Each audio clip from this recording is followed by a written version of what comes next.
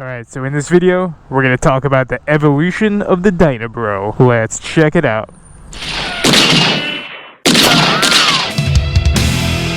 What's going on, YouTube? FXDLS Brooklyn is back in the building. Coming at you from the Twin Wolf mural over here. And that's it, man. We're getting some FXR miles in, and this was a funny topic I thought I would cover today.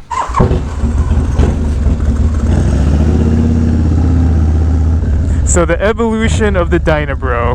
How does one become a fully evolved Dyna Bro at the pinnacle of Dyna Brodom? How does it happen?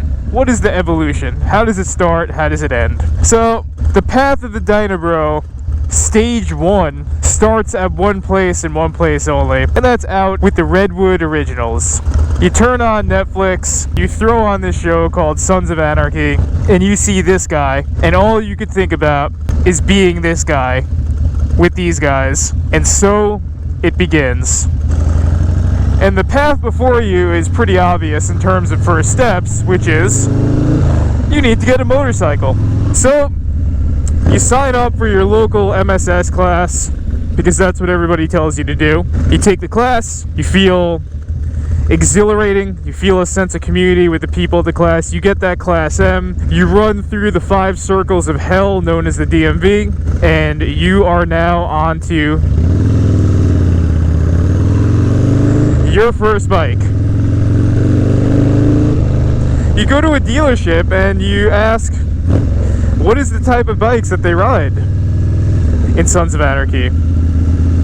They bring you over to the Dyna platform. You sit on the bike, and you immediately say to yourself, this thing is really heavy. This thing is really unwieldy. I don't think I'm ready for this. So then you find yourself moving on to stage 2 in this path, which is the Sportster stage. You found the perfect bike. It looks cool. It's not intimidating to ride. The price is right. And everyone's recommending it to you as your first bike. So, you get a Sportster. In most cases, you get a Sportster Iron 883 because it's all blacked out, and hell, it might not be that bike that Jax Teller's riding, but it still looks pretty cool, and, you know, with all the blacked out features, it definitely has that tough guy, mean guy look, even if it is a smaller frame and a smaller tank. You follow a couple pages on Instagram that highlight different Sportster builds. You throw short shots on your bike because everybody says that they sound the loudest. You maybe make a couple other upgrades, and then after a year, this nagging, undying voice starts tempting you to take the next step, to go a little bit further in your journey to being the King Dyna Bro. And what do? You start looking at Dynas. Specifically, you start following different Dyna Instagrams, you know, all your different club style Dyna Instagrams. You got all your showing off all the best builds in all their glory. And you start looking and you start thinking that it might be time to move up to the Dyna. So finally, the pain is becoming more and more every time you hop on your Sportster, and you're noticing more and more that it's just not the Dyna, not the bike that you originally intended to ride. And finally, you either get yourself on Craigslist or some page on Instagram that is listing and selling Dynas, or you go on down to your genuine Harley-Davidson dealership and you pick up your dream bike, the bike you intended to start with, the Harley-Davidson Dyna. And this is stage 3. You and your Dyna. So you've already been through this new bike stage with your Sportster, so you kind of know what it feels like, but you're still excited because you have so much more power in front of you. You have just a better platform that could do more in front of you. And you feel confident enough from your year on the Sportster that you're ready for this amount of power, and you're ready for the added weight of the Dyna. You waste no time in upgrading and modifying to make your Dyna quote unquote a unique build. So what do? Well, you go back to the tried and true method. You go to all your club style Instagram pages, you start sending DMs, and you start leaving comments. Comments that are going to lead you to the ultimate glory of having your Dyna dialed in properly. You leave comments and send DMs such as, "Hey bro, how tall are those bars? Hey bro, how tall is that windshield? What fairing is that, bro? Bro, what exhaust are you running? Bro, what tuner are you running?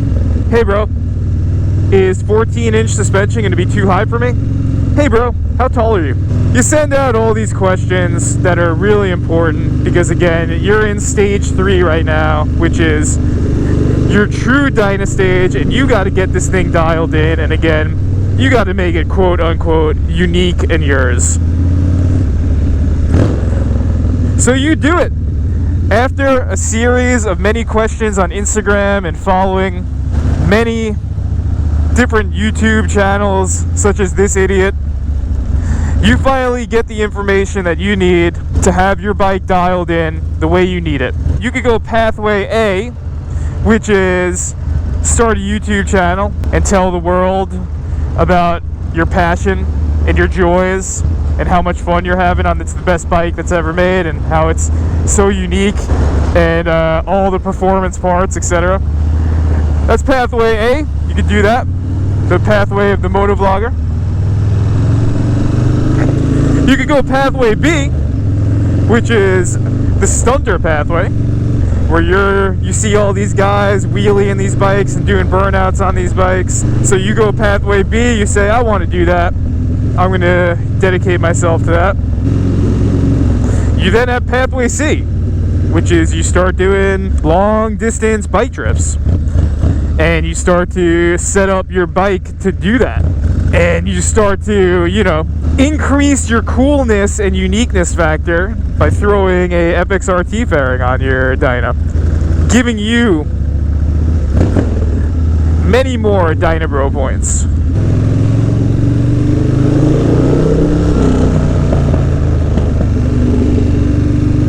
Or you go pathway D, which is you don't do any of those 3 things, and you just keep it simple, keep it moving, because at this point you've earned all your Dyna Bro artifacts, meaning you got your Simpson helmet, you got your Dixon flannel, you got your PBR, you got your Dickie shorts, you got your high socks, you got your death metal or black metal t-shirt,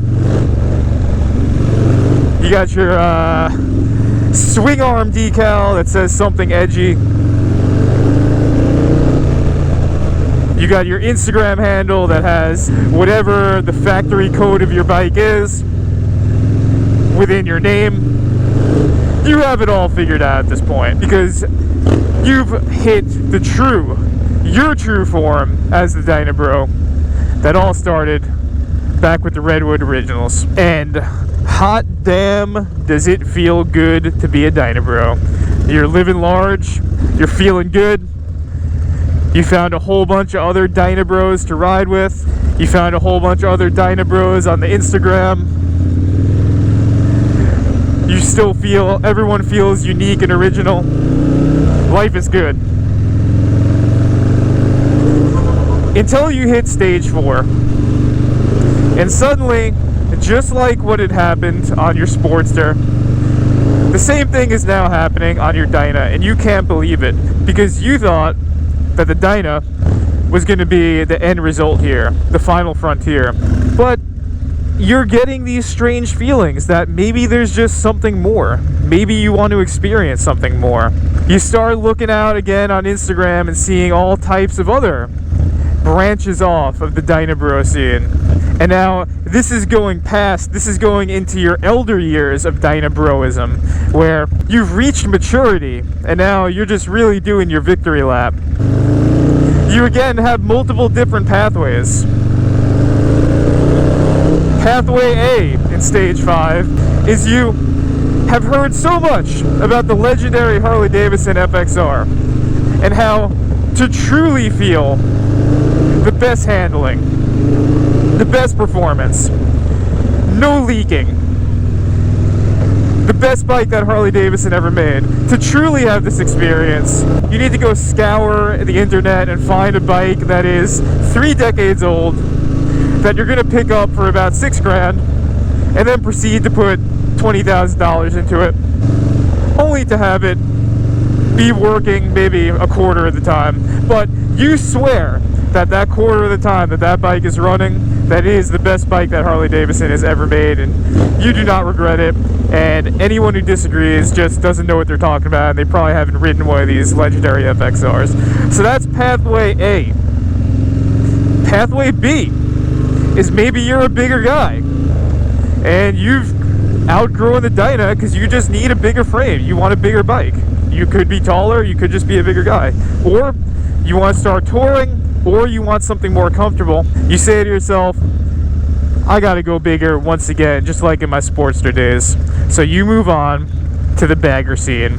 And not just any bagger, but you're coming from the Dyna Bro mentality, so you're going performance bagger.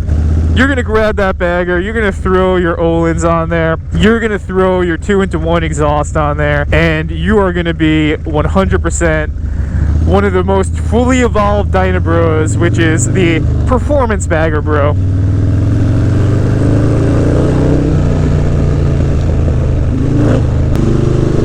Or you go pathway C, which is one of the sadder of the pathways, but this is the pathway where you've done all the damn things, you've done all the Dyna Bro items, you know, and you know, you got your bike, you got your Dixon flannels, you got everything, and you know, suddenly you realize that this Dyna Bro life and what you saw all those years ago with the Redwood originals, it's kind of just lost its excitement.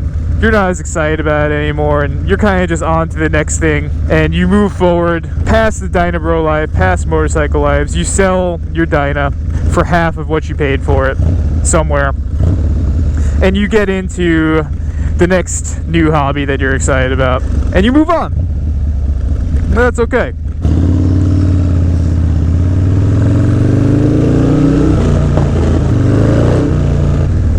And then you have pathway D, where you get into something that is not like a traditional Harley-Davidson. You decide that you've done the Dyna Bro life, you've done the Dyna, you're ready for something different. That's not necessarily what a Harley-Davidson feels like. You've talked so much about high performance everything on your Harley-Davidson Dyna, and maybe it's time to just be real with yourself and maybe say that if I truly am after ultimate high performance, then perhaps there are other motorcycle brands that could provide that better than Harley-Davidson. And you start thinking about different options. You maybe go with a BMW adventure bike, or maybe you do stick with Harley-Davidson in the modern days and you go with the Pan America. Or maybe you're just so into the speed that you got the feel with the Dyna that you go with something different, and maybe you get into the sport bike life. But you go a different direction and you transform into some type of different beast out of your Dyna Bro life. You sell all your Dixon flannels, you stop drinking PBR, and you upgrade to some sort of craft wine. And you ride off into the sunset with your new adventure bike friends. And then finally, the other pathway is you are entranced by the new Harley-Davidsons. You are entranced by the new Softails. And you are just saying, why would I not move on to the higher, more modern performance? So even though your friends give you flack for it, you move forward and you buy one of the modern Lowrider S's or Lowrider STs, and you ride off into the sunset, and you do not look back.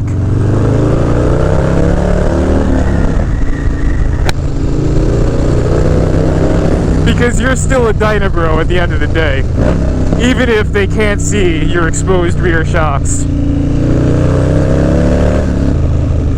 But either way you go, whichever pathways you take, for however long you take them, you always look back in fondness in your Dyna Bro days. And you know that up there in the great beyond, that the man that inspired you to do it all is looking down with fondness,